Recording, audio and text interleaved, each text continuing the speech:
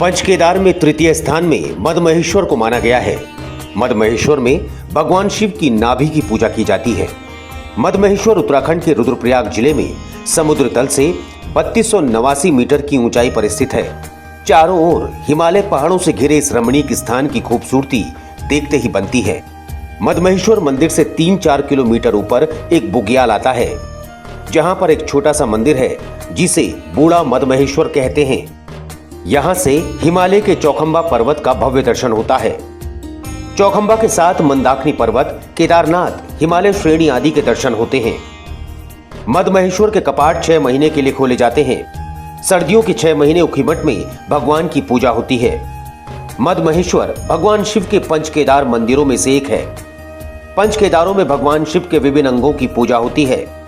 शिव पुराण के मुताबिक महाभारत युद्ध के पश्चात पांडवों को गुरु हत्या, गोत्र हत्या, अपने भाइयों की हत्या का दुख सताने लगा।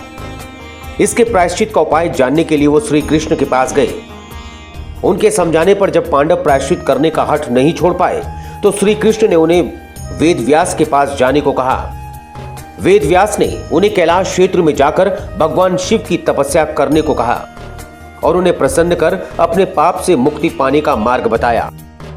बहुत समय हिमालय में भ्रमण के दौरान जब एक स्थान पर आकर कुछ दिन वहीं भगवान शिव की स्तुति वो करने लगे, तब थोड़ा आगे एक विशालकाय बैल पर उनकी नजर पड़ी। माना जाता है स्वयं भगवान शिव उनकी परीक्षा लेने हेतु बैल रूप में प्रकट हुए, लेकिन गोत्र हत्या के दोषी पांडवों से भगवान नाराज थे और उन्हें दर्शन नहीं देना चाहते थे। पांडवों ने उन्हें पहचान लिया और उनका पीछा करने लगे। एक समय ऐसा आया कि बैल ने अपनी गति बढ़ानी चाहिए, लेकिन भीम ने दौड़कर बैल को पीछे से पकड़ लिया। ये देख भगवान शिव रूपी बैल ने स्वयं को धरती में छुपाना चाहा, जो कि बैल का अग्र यानी अर्ध भाग धरती में समा चुका था। वैसे ही भीम ने बैल की पूंछ अपने हाथों से पकड़ ली। यही पीछे का भाग केदारनाथ के रूप में विद्यमान हुआ। कहा जाता है कि बैल का अग्रभाग सुदूर हिमालय क्षेत्र में जमीन से निकला, जो नेपाल में था, जो कि प्रसिद्ध पशुपतिनाथ नाम से पूजा गया। बैल का शेष भाग यानी भुजाएं तुंगनाथ में, नाभि या मध्य भाग मदमहेश्वर में, मुख रुद्रनाथ में और शेष नेपाल पशुपतिनाथ में और जटा कल्पेश्वर में निकली। इस मंदिर के विषय के बारे में मान्यता है कि जो व्यक्ति मदमहेश्वर में भक्ति या बिना भक्ति के ही महामात्य को पढ़ता या सुनता है, उसे शिव के परम धाम में स्थान प्राप्त होता है। इसके अलावा जो व्यक्ति यहाँ पिंडदान करता है, उसके पिता की 100 पीढ़ी पहले के व 100 बाद के, 100 पीढ़ी माता की, 100 पीढ़ी बाद के वंशजों का उद्धार हो जाता है।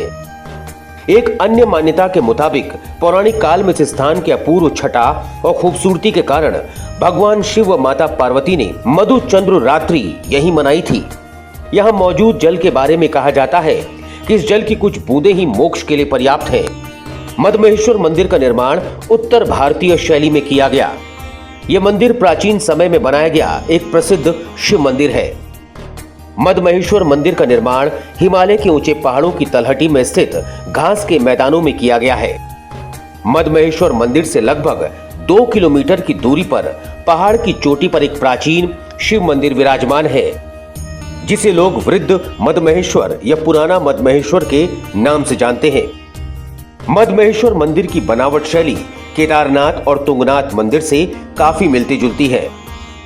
इस मंदिर के गर्भगृह में एक प्राचीन शिवलिंग विराजमान है, जो दिखने में भगवान शिव के पेट की नाभि के समान प्रतीत होता है।